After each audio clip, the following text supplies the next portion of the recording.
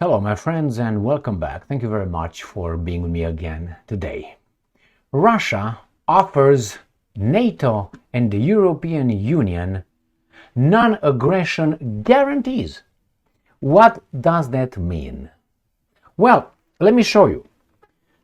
In 2021, Russia demanded security and non-aggression guarantees from NATO, from the United States of America. Before the invasion of Ukraine, NATO dismissed those. We had the war in Ukraine. Now the Russians tell these guys, we don't want to attack you. Here, we are ready to offer you non-aggression guarantees. Right there, NATO and European Union. Now, you can say, well, it's just no talk. Even if they say they offer guarantees, they will not implement them. They will violate that. Well, we can talk about, ideas and the future and so on. But we don't know. The fact is, we do not know. And the same is true for NATO. They could have said, yes, we do it. We're going to violate it anyway, like they did many times before. So what do we have here? I will show you a contrast between Russia's, how should I put it, offer of non-aggression guarantees and the West offer or lack of non-aggression guarantees towards Russia. Before I go and I show you a few articles with what happened in 2021 when the Russians demanded security guarantees from NATO, and this guy said, we're not going to offer you anything. Now the Russian says, you think we're going to attack you? We are ready to give you security guarantees. Can you do the same? Bzz. Crickets, crickets. And I'm going to start with this. Let's say you are in a friendship relationship or maybe in an intimate relationship and you tell your partner, Michelle, I will never cheat on you. Can you vow the same thing? And she's not answering. What does that mean? I'm ready to provide you all my vows. And I will not cheat on you. I will not beat you up. I will not lie to you. I will not do anything like this. Can you promise the same thing to me? And she says, no. What does that tell you? Who do you think is the better person here? Now, Russia is not doing this because of weakness. It's doing because the media, the jackals in the media, tell every day their baboons that Russia is about to invade their way of life. The pink hair, bowless, fake teeth, and so on. And the Russian says, okay, we are ready to give you this in writing. We don't want to attack you in writing. Can you do the same thing to me? No, they can't, because they are the bad dudes, not these guys. Let me show you with first what Lavrov said, and then Lavrov being the foreign minister of the Russian Federation, and then how Lavrov and the Russians were treated by the good NATO, US, European Union in 2021. This is what he says, ready to offer non-aggression. When the Russians asked NATO for security guarantees, it was called ultimatum. Ultimatum. We're going to discuss that. So let's go with this one. Russian Foreign Minister Sergei Lavrov said on Tuesday that Moscow is prepared to give NATO and the European Union countries a non-aggression guarantee, reiterating that Russia has no intention of attacking any of their current members. Can NATO do the same thing to Russia? If they don't, that means they plan to do it. Otherwise, your girlfriend, your wife, your friend will say, yes, sure. I give you the same guarantees. I will not cheat on you. I will not lie on you. I'm not going to punch you in the face. I will not do these kind of things. Of course, my love. No, because she or he intends to do that exact thing.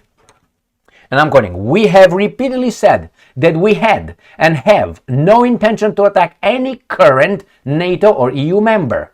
Lavrov said at the Eurasian Security Forum in Minsk, Belarus, we are ready, and I'm quoting, to enshrine this position in future security guarantees for this part of Eurasia, he said, according to the transcript provided by the ministry.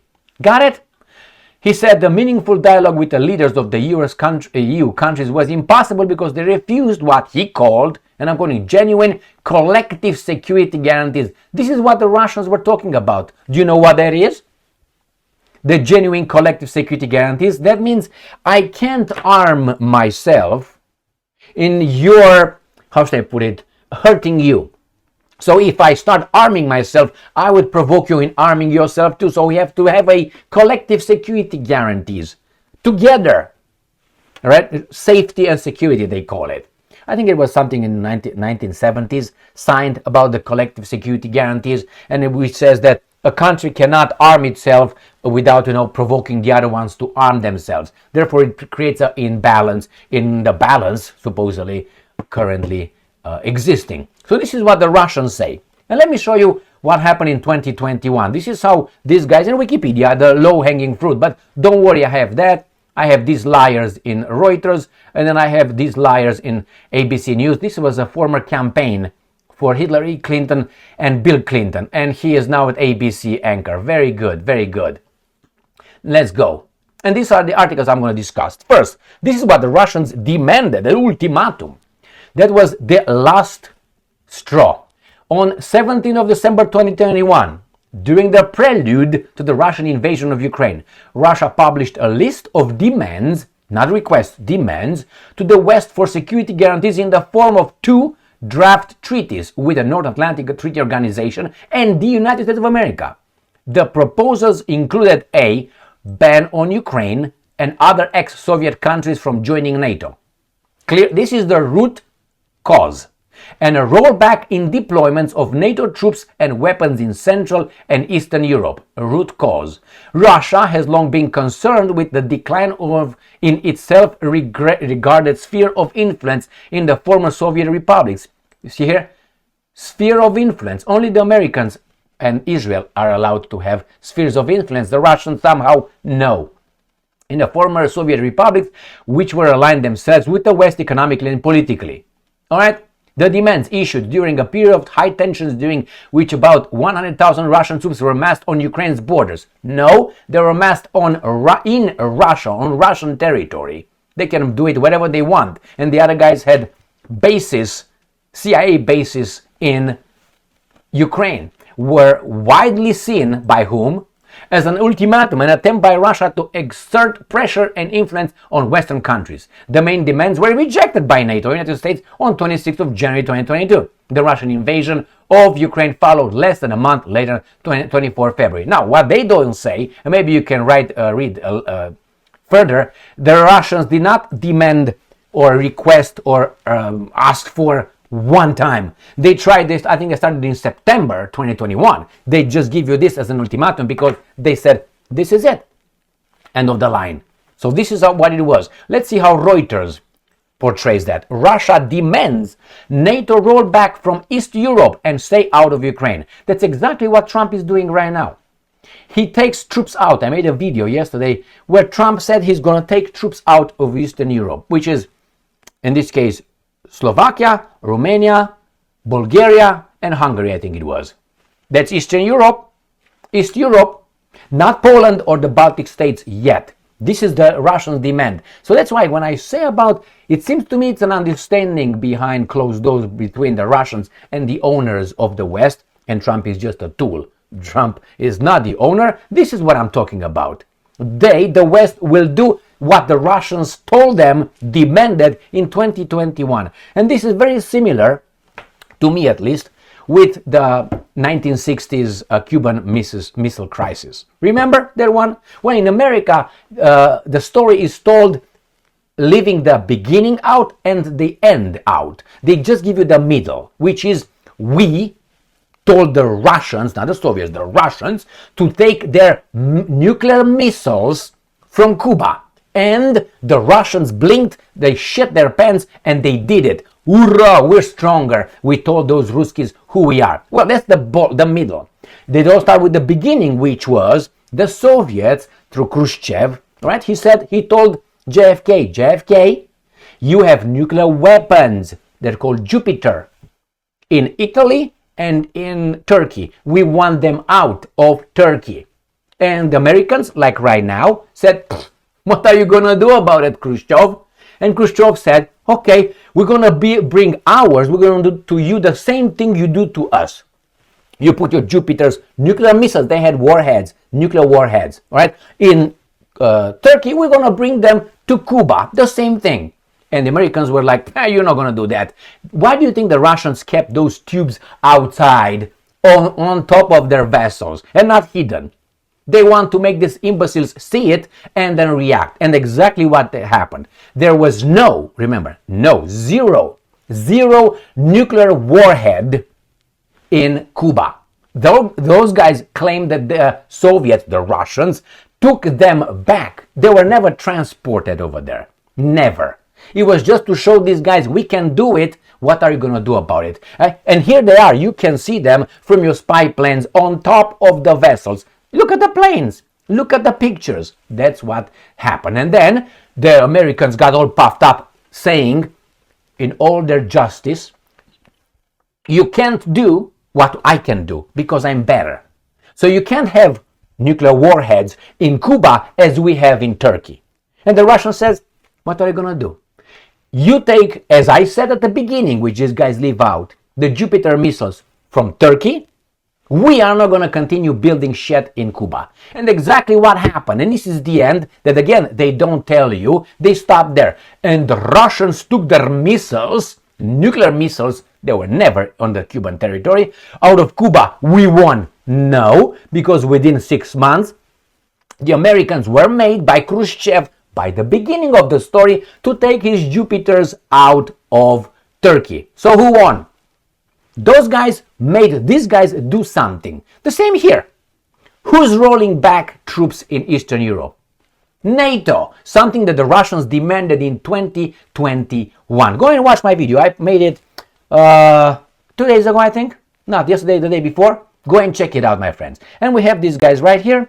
Russia makes sweeping demands for security guarantees from US amid Ukraine tensions. So they want security guarantees. All right, Stephanopoulos, as I said. Russia published a list including a promise not to expand the alliance. That's the root cause of Ukraine.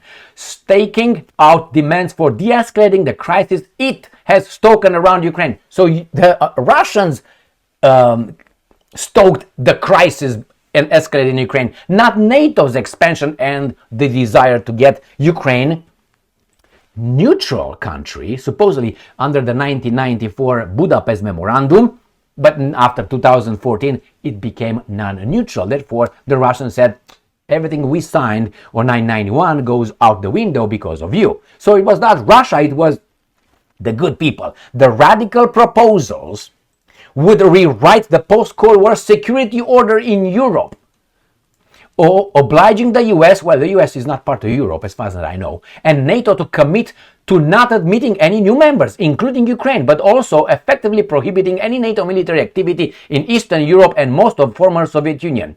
Correct! Otherwise, we go to war. And they went to war. Right? And here, the demands were presented in 2 draft treaties that Russia's Foreign Ministry, Lavrov, published on Friday himself, with Russia saying it had passed them to the Biden administration earlier this week. But the US and NATO countries have already previously ruled out Russian demands for a veto on the alliance expansion. No, you lied in 1991 when you said through James Baker, the US Secretary of State, no 1-inch expansion eastward of NATO. That was the promise. These guys are not gentlemen. And on Friday, a senior Biden administration official immediately rejected the 2 key Russian proposals to bar Ukraine forever joining or NATO expanding further eastward. Well, Ukraine was supposed to be neutral since Budapest Memorandum 1994. Therefore, you shouldn't have said yes, it can. We will not compromise on key principles on which European security is built. You build the security that now you have a war. Good job. And the Russians, right there, are ready to give them, well, man, we are not about to fight with you. We are open to give you this. Are you open to give me the same thing? No, because they want to destroy Russia. That's the difference. You got it? All right. Thank you very much for being with me again today. Stay strong, stay smart, look for the truth, and be just.